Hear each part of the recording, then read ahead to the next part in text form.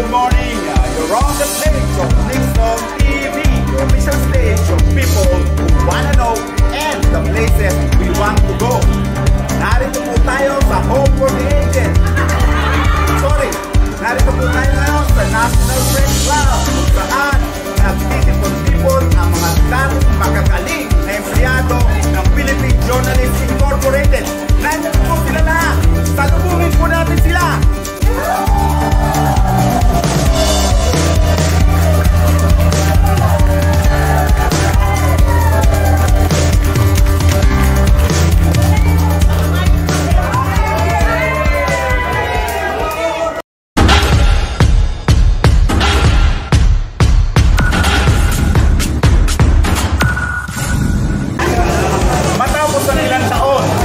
Matapos magkahiwa-hiwalay ay nagkita-kita muli ang mga dating empleyado ng Philippine Journalists Incorporated upang gunitain ang mga alaala ng nakaraan. Kumusta po kayo?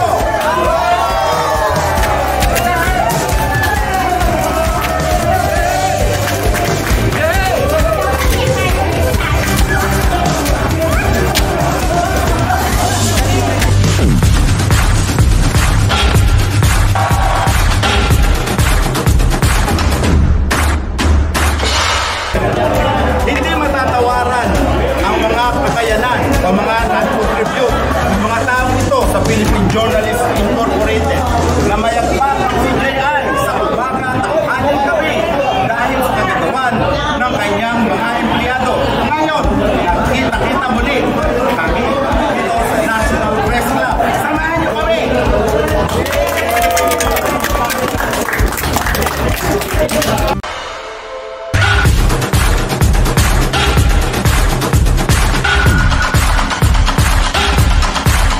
Dahil kailan hindi mabubura sa alaala ang mga empleyado ng Philippine Journalists Incorporated ang kanilang pakikipagsapalaran at kung paano nilang pinuhay ang isang natutulog na pahayagan.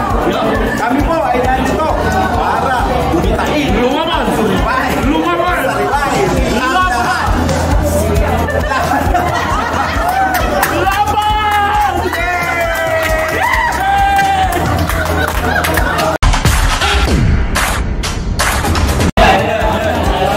Anong karanasan ang natatandaan mo o yung ginawa sa Philippine Journalists Incorporated? Ikaw ba ay reporter? Ikaw ba ay photographer? Ikaw ba ay writer? Saan ka nasa-assign? Ikaw ba ay reporter? Nandito po kami lahat ngayon upang salbahin ang dati ay ningning ng Philippine Journalists Incorporated.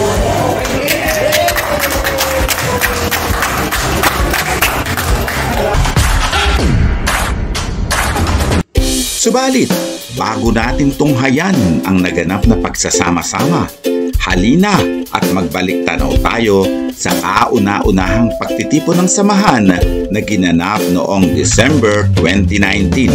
Halina at baka nandito ka.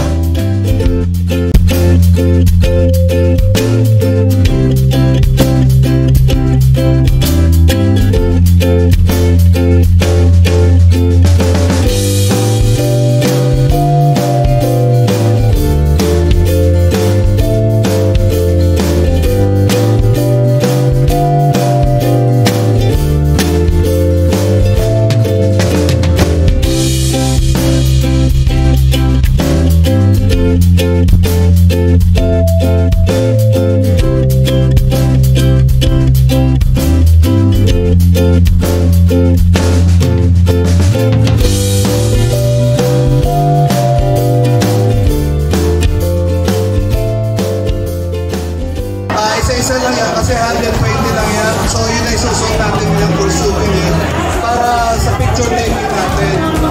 Tapos yung giveaways natin na hand towel, limitado lang yung 98 pieces lang. Bahala na kayo. Yung iba, kahit kami wala na, yung iba committee, magkano na. Pero yung iba, bibigyan namin. Kasi 98 lang po yun. Salamat. Nagsimula ang lahat nang maglabas ng isang anunsyo o panawagan si Ed Rivera sa grupong Samahan ng mga dating manggagawa sa journal na kinabibilangan ng may mahigit na 300 miyembro na kung saan siya rin ang administrator. Hindi nga nagtagal ay maraming mga dating manggagawa na nagpahayag ng kanilang kagustuhang sumama sa pagtitipon.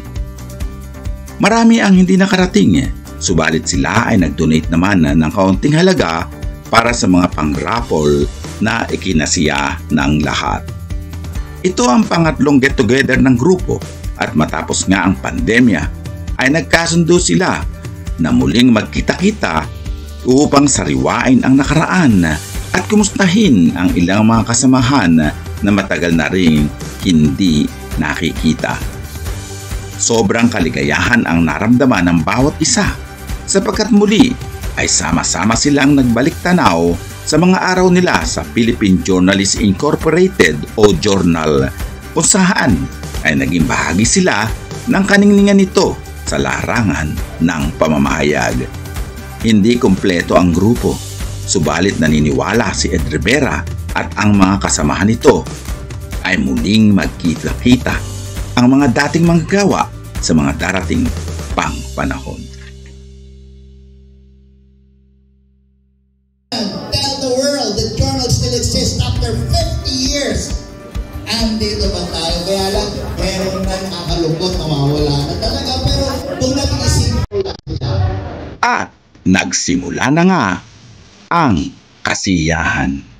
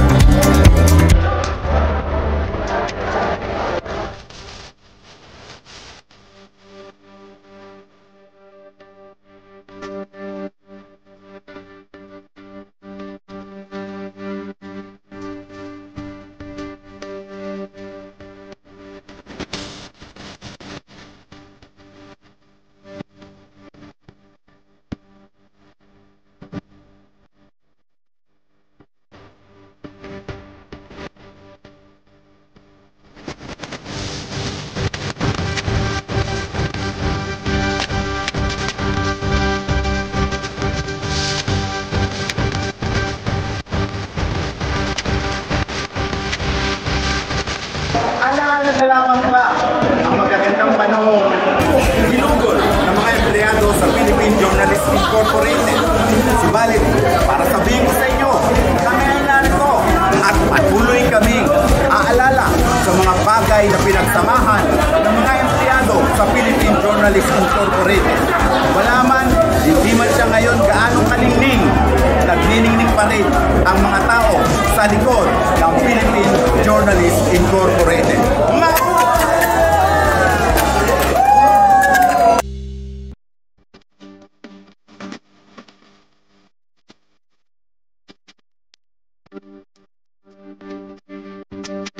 Hindi pa dito natatapos ang lahat. Panoorin natin ang mga kaganapan noong August 2019 Grand Reunion. Nasaan ka ng mga araw na iyon?